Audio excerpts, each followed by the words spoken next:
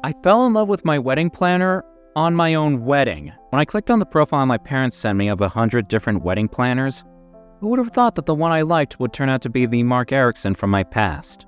I didn't, I can confirm that much, and I will defend my innocence in the entire matter until the end of my days.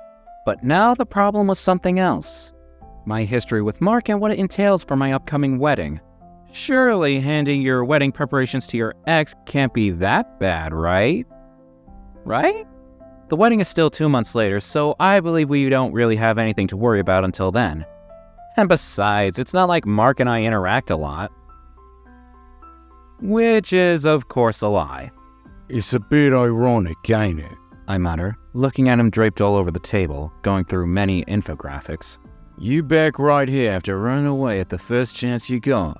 I am right, aren't I? You're not British. Please stop talking like that. You must be grating to hear people talk in a manner that they're not, ain't it? I continue blabbering, annoyed, and wanting to hurt this jackass. I am certain you know that, after all. It's not the first time something like this happened around you. I know that. Mark sighs and looks up at me, his hazel eyes just as dramatically gorgeous as I remember them. Sometimes I want to do nothing but hurt this man. Sometimes I just want to look into his eyes and hear all the white lies he can tell me. It's annoying to feel so much for him even after all these years. Even after no contact, after such a massive heartbreak. I am still a loser, I think dryly. You've got no work, have you? He says dryly. Note that information is of no value to you, I reply, now annoyed. He isn't supposed to have the upper hand here. I want that, not him. Then why don't you leave me alone? Mark asks again, dryly. By now, he has left the infographics alone and his entire attention is on me. It unnerves me. Mark is much, much smaller in size than me, so it's funny that he can bring out that kind of reaction from me. But Mark has always been a little reserved in his behavior anyway, so it isn't very surprising. Wedding planning was the last thing I thought you'd be into, I comment, looking at him again as if I haven't wasted enough of our time. Considering all you know are accounting and leaving heartbroken people behind at your convenience. Mark stands up now and stalks his way to me. You're the one to talk. I straighten my shoulders and stand straighter, enough that Mark has to crane his neck to stare at my face. It's a funny sight, and I remember always feeling happy about this particular thing when we used to date. It wasn't I who ran away. You did not say anything, Mark replies. You did not give me a chance. We were heartbroken, and you didn't take the chance when you had it. Mark steps back and runs his hand through his nice t-shirt. So you have no right to throw stones at my glass house. I am done with you. And if I am bothering you so much, I can always leave. This is not my first big gig. I swallow. No. Maybe it doesn't matter now. I shrug and pull over my suit jacket. It's been years anyway. Not like you remember what we did all those years ago. Even if I did, it would be of no value. Mark answers and returns to his work. Why? Because you're marrying someone who's not me. Mark replies, now sounding bored. But even then, I see the little tremble in his hands and the flush that works up to his cheeks. Most of all, it's not even a man, it's a woman. Congratulations. People can be bi, you know. I have absolutely no idea where this conversation is going or what I want to achieve with this. But talking to Mark feels right. Like all the pieces of the puzzle are settling in together. Even if the conversation isn't helping us a bit, it's almost easy to play this game. As if we haven't wasted years apart. I said congratulations, didn't I? Make sure that you give me one hell of a wedding then. My tone is snarky and I know I will regret it the moment Mark looks up at me. I have a bride whom I want to make happy. I don't, but there's always a good chance that Mark doesn't know about it at all. Since you work so well with this. Mark finally looks up, and the guilt immediately eats me up. Okay, Austin. Okay, I mutter. I am here to give you one hell of a wedding, aren't I? Rest assured now. And looking right into his eyes, I know keeping him as my wedding planner is not a good idea. I know it's going to bring trouble, but even then, I stay silent and ask the staff members to make sure Mark feels at home. Oh, the trouble has just started. Because I, Austin, the groom of this upcoming wedding, still have feelings for him. Screw me. The same night, as I lie on my bed the same night, I cannot help but think back to our history. It's not a particularly typical story, but it is a cliche in some ways. and then immensely sad, at least in my opinion. Mark and I were college classmates, but we didn't talk much during those days. We did take notice of each other, however, but we didn't talk much. And then we joined the same company. Obviously, that was all fate, nothing planned, but something that just happened. And then our romance started. Since our accounting company had a no dating policy, we hid it. We sneaked into washrooms during lunch breaks to kiss each other breathlessly, only to return 5 to 10 minutes later in our cabins and act like innocent children. Outside of the company grounds, there was nothing stopping us. There was a point where Mark and I discussed living in the same place.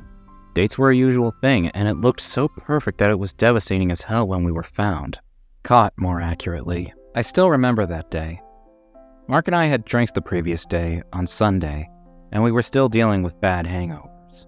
Mark was worse than me, and because we hadn't done anything during the office hours, both of us decided to stay a few hours more at the company to get the stuff done.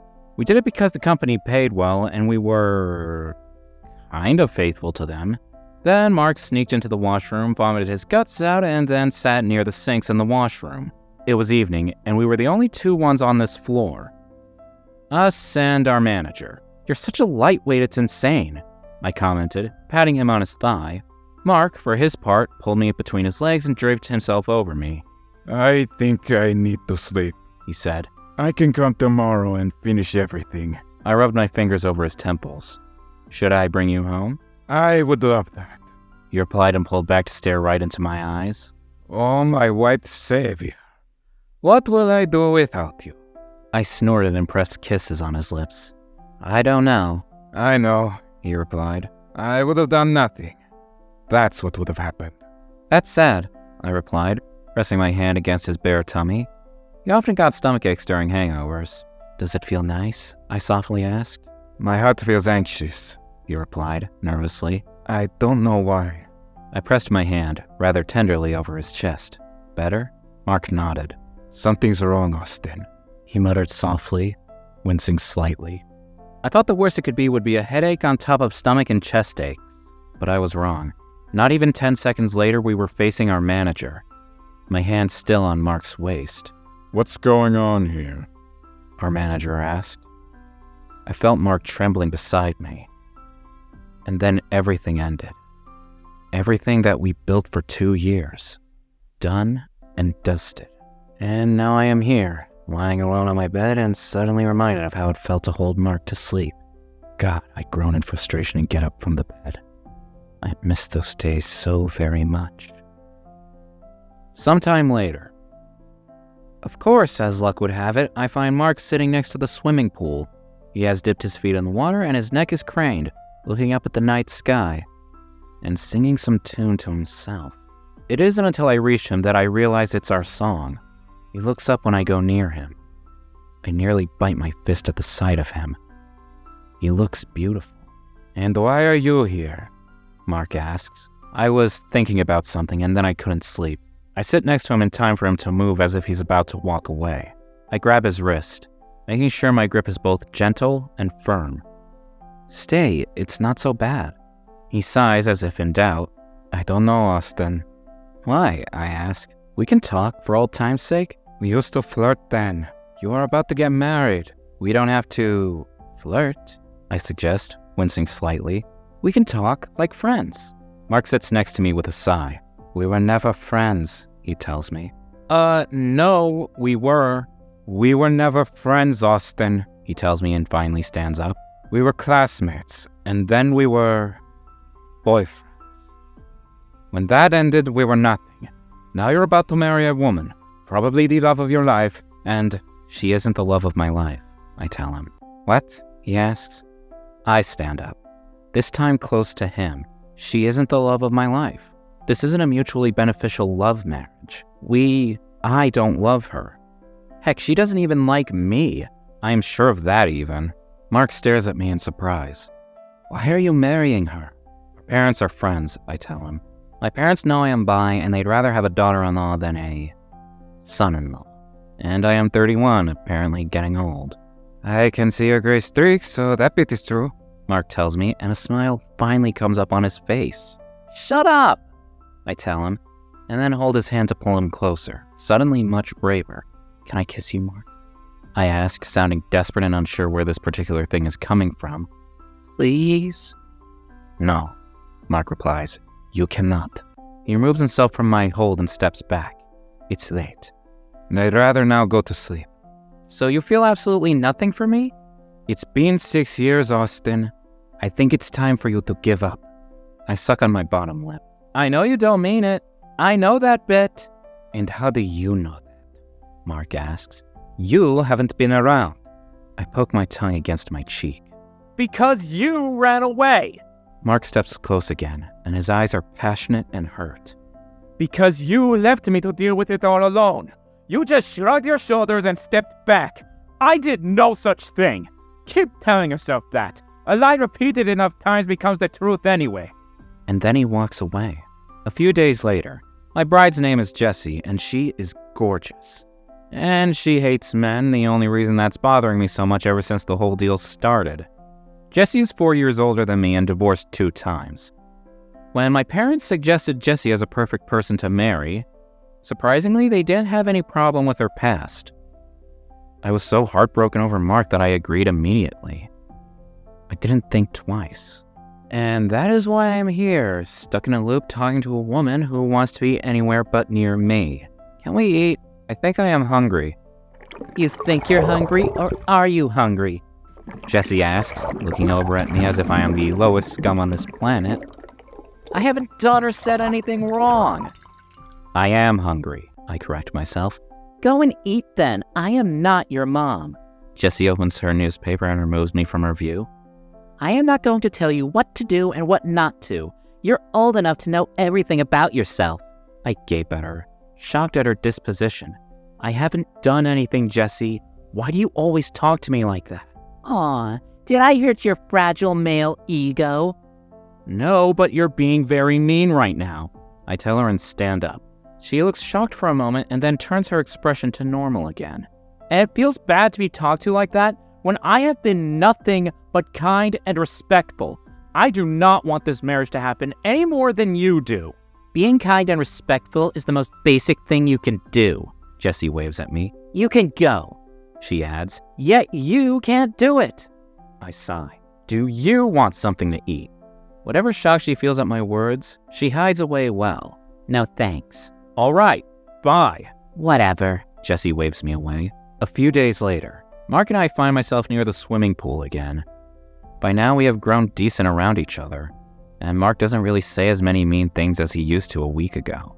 Sometimes it feels like Mark and Jessi are competing to see who can be more mean to me. Jessi has had bad relationships with men, I tell Mark. Her last 2 husbands were abusive and manipulative. She feels that all of us are like her last 2 husbands, and that's why she doesn't like me, or men in general. There was never a chance for you, Mark replies, snorting in disbelief. No, not that I wanted that. I haven't really known much of Jessi. That much is obvious, Mark replies and dips his feet in the cool water. But you have to admit it's a bit funny. Why are you doing this anyway? He adds. I have told you already, I tell him. Why did you not fight for me?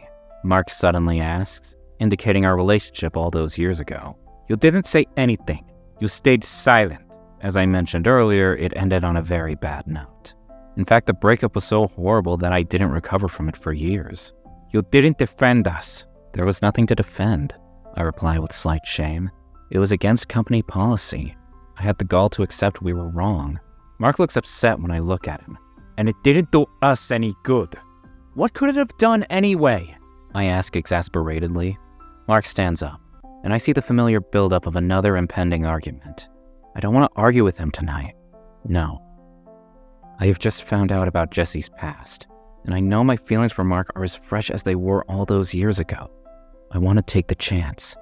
I want to kiss him. So before he can leave with another of his, "You're still very disappointing, Austin," I grab his hand and pull him into a corner, into the darker side of my place. Light does not reach here as much, and whatever light does, it belongs to the fickle twinkle of the fairy lights, an addition that Jessi insisted she wants around the house and during the wedding. Please, don't be angry at me, Mark. I was a coward then. I thought staying silent would save our jobs, that they'd look at our records and see that we have been good workers, so a warning would be all right. I stayed silent because of that. But then we were kicked out and you never gave me a chance to explain myself. But you were silent, he replies. And I understand how much that must have hurt you. I hold his hand and pull him closer, dipping my head to bring up my lips to his. But I will never intentionally hurt you. What I did then was cowardice, and I have missed you ever since. In fact, when I was heartbroken, I told myself I did not want to see your face again. But now you're back in my life, and it feels so easy to think about nothing and no one but just you, Mark. What do you mean? He asks, even though his lips are almost touching mine. I have missed you. Please give me a chance. You're marrying someone, Austin. I will end everything, I tell him in a promising tone. I will end everything. I will do everything for you, just to have you. Okay, Mark replies and then sidesteps me. I let out a loud sigh. Mark, I will see you tomorrow. We have to select flowers. I nod with another loud sigh. Okay, Mark. Good night. Good night. The next day. Contrary to my belief, things only get better after that. Between Mark and me, at least. It's raining today, so Jessi said that she would stay at our place for the time being. The wedding is in less than 2 months, and she claims that she is getting used to our new home. No decorum is maintained. And because it's raining today, nearly all of Mark's plans have gone awry. Something that he is not very pleased with. And something that I am trying to bring his attention away from. The more this happens, Mark says, walking up and down the room, the more there's delay, the more it will affect the wedding preparations. Jessi and I find each other's eyes.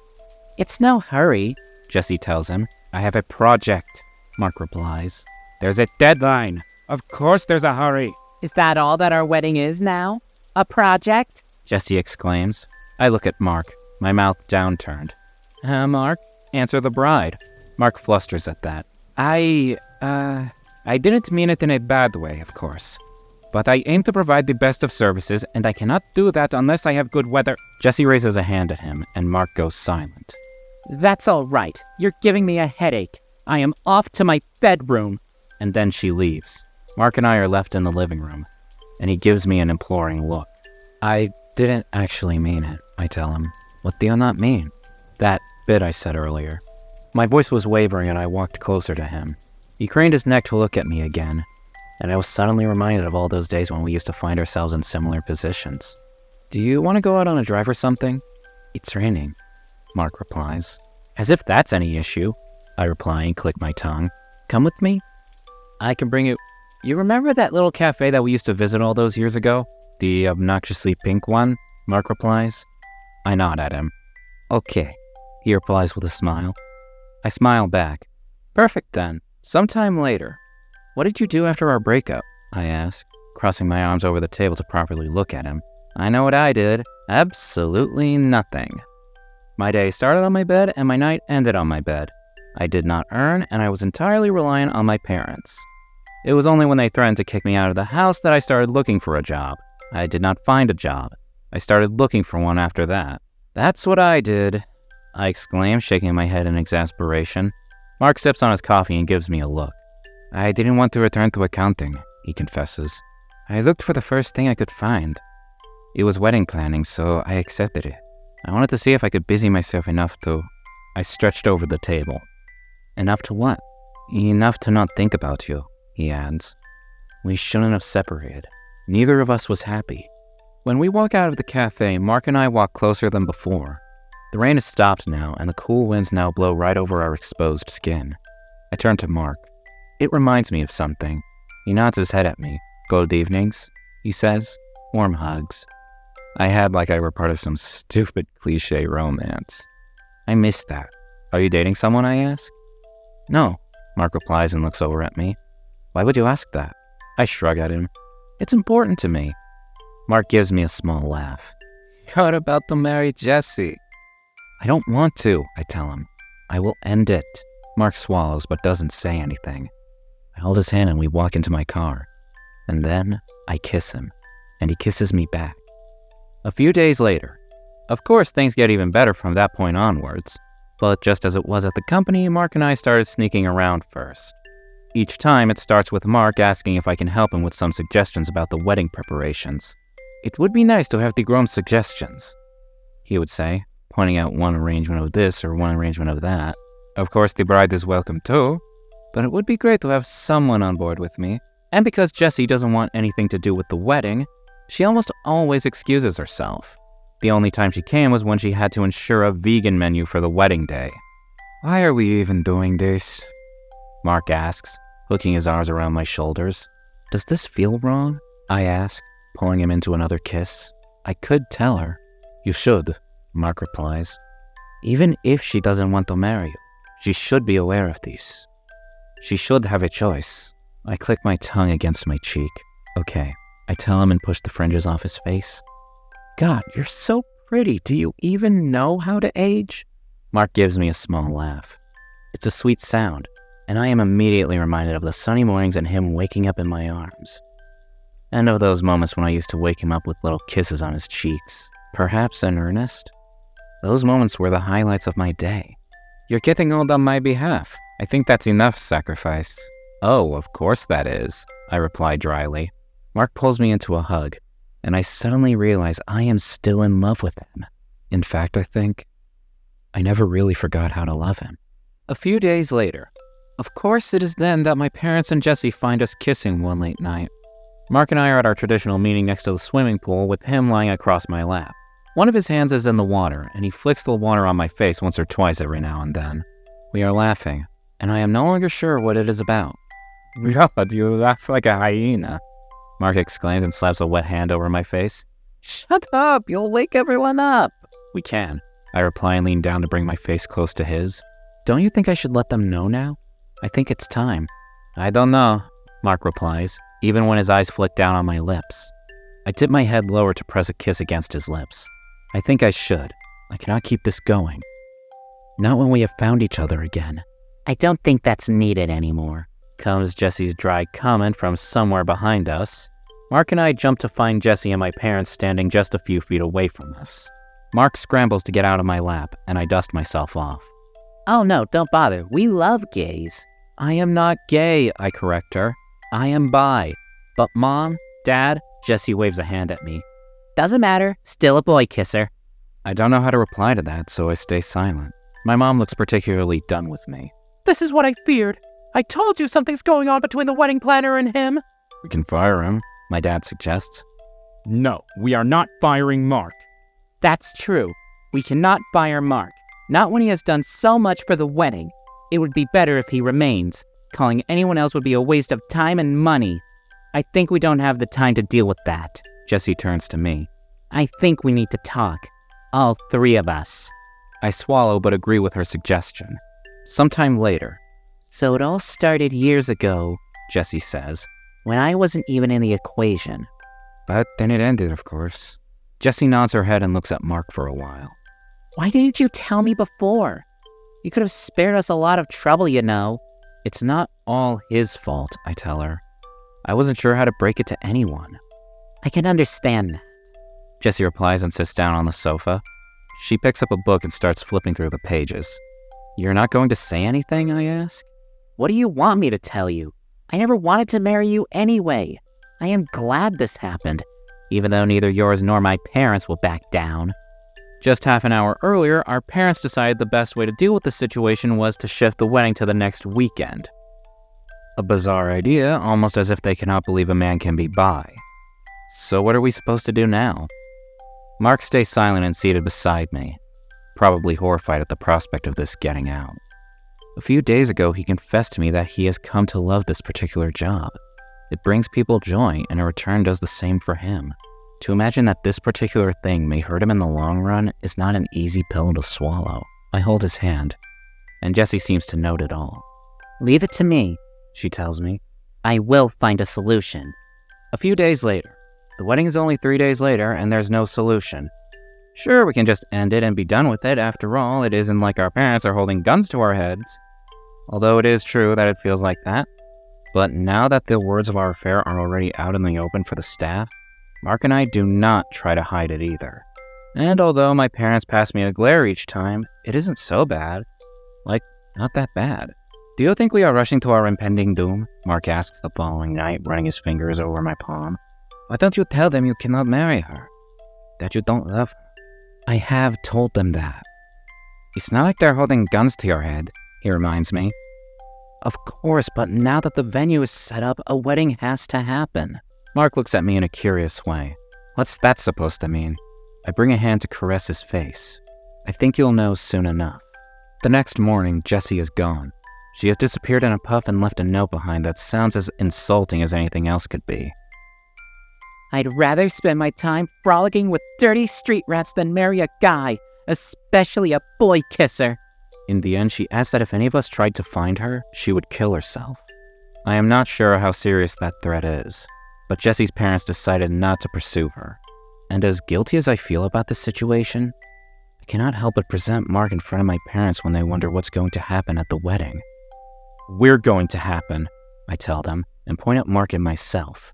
My mom shakes her head. I don't understand. Mom, Mark and I, Mom, our wedding, since there has to be a wedding day after tomorrow, I remind her. She sighs and closes her eyes. Don't be dramatic. Mark says. What are you saying? I turn to Mark and then ask him if he wants to get married to me. Then, to make it obvious, I get on one of my knees and hold his hand. We can give it a try, you and me. If you want, that is. Mark swallows and looks at me in a certain way. Are you sure? I think I am.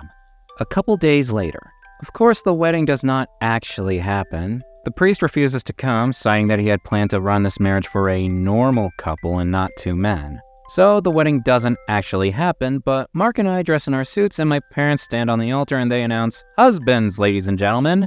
Then we drink to it. We are still not married, Mark tells me. That day will come.